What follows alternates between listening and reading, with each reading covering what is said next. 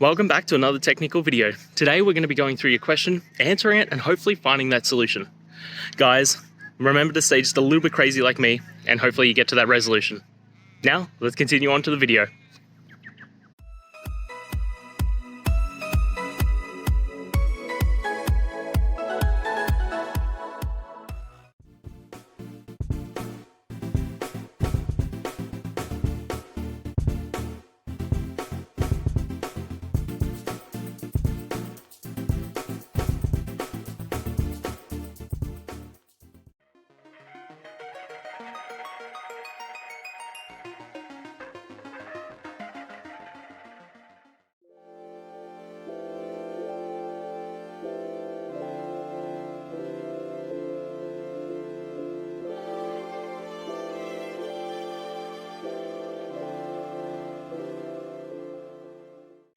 And that's it.